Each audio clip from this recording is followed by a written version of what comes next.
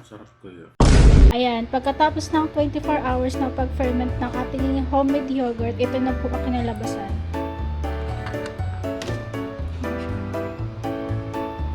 Kailangan pa natin ilagay sa chiller for 4 hours. Medyo mainit pa.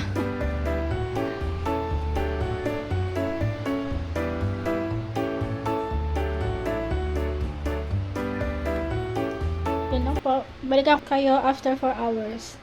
Later.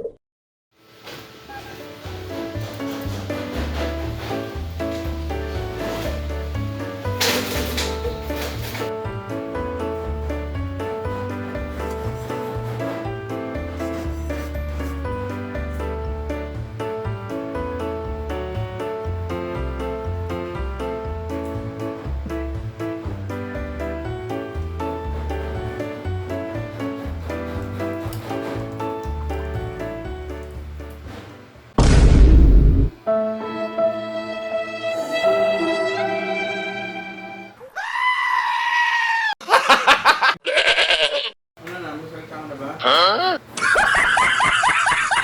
Ibuhos ko lahat.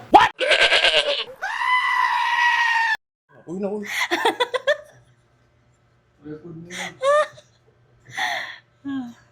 Dito ka kasi titikim ka. Sige na. Ano sabihin ko? Ano sasabihin ko? Okay guys, after 24 hours, ito na po tayo. Magtitikman na po natin ang aking ginawang yogurt kahapon. Bali 24 hours po kasi ito fermented. Tapos ito na yung kinalabasan. Di ako sure kung okay ba. Ito tikman nga ni Edwin. Ay! Yan no. Ganito na ba yung yogurt? Ayan, yan yung yogurt. Yogurt na ba to? Gusto mo yung pag-vlog mo? Hindi ko alam eh. So, ikaw ang titikim ngayon. Wait lang. Tapos ito, meron kaming strawberry na nabili lang sa supermarket. So, lalagyan na din ng strawberry. Pero titikim muna siya ng plain lang. Try mo muna yung, yung ganyan lang.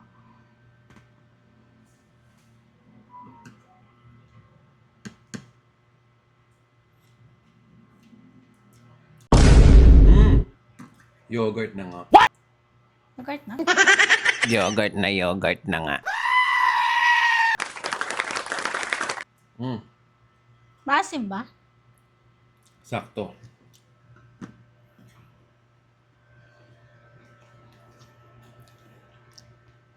Ang sarap. Hindi siya masyado maasim. Kahit 24 hours na siyang tawag to? Nani? Lalagyan natin ng Gusto strawberry. pagawa lang ng yogurt, 24 hours. Wow. Hindi, pwede naman daw 8 hours, tsaka, tawag doon? Pwede naman daw 4 hours lang, 8 hours, 12 hours. Depende sa gusto mong asim. Kasi, mas maasim pag mas matagal. Pero pag madali lang, matamis. Pero ito yung gusto ni Edwin eh. Tikman mo na. Ayan, tikman natin. Kung mong bibidyoan.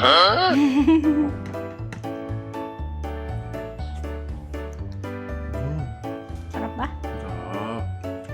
Wala naman titikim. Mabait, sarap ba?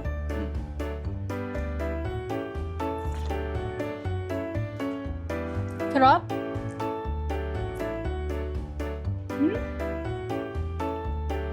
Parang nabibili sa mga supermarket din.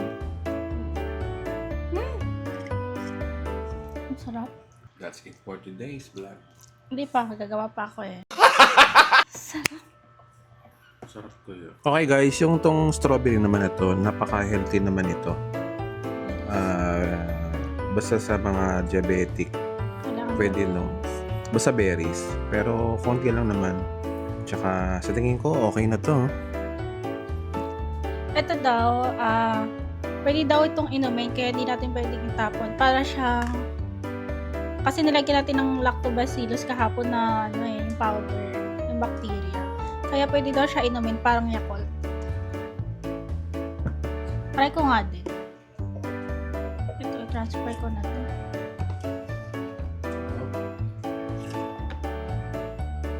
Matry nga din ito. Anong lasa?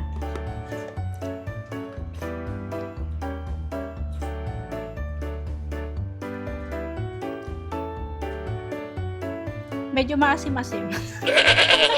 Pero healthy daw yan eh, sabi to. Ngayong gagawa tayo ng panibagong batch, pero hindi ko nagagamitin yung lactobacillus na powder. Ang gagamitin ko yung galing mismo doon sa ginawa nating yogurt. Kukuha lang tayo ng kahit mga 2 kutsara lang. Kasi meron pa naman siyang active bacteria. Parang recycle lang. Sino ka usap? Ikaw. Ayan. Pwede na yung ganyan kadami. Ilagay ulit natin yung milk. Basta ganun lang yung process. Pwede naman daw bumili kayo sa mga supermarket ng yogurt, tapos yun din ang ilagay nyo para sa paggawa ng bagong yogurt.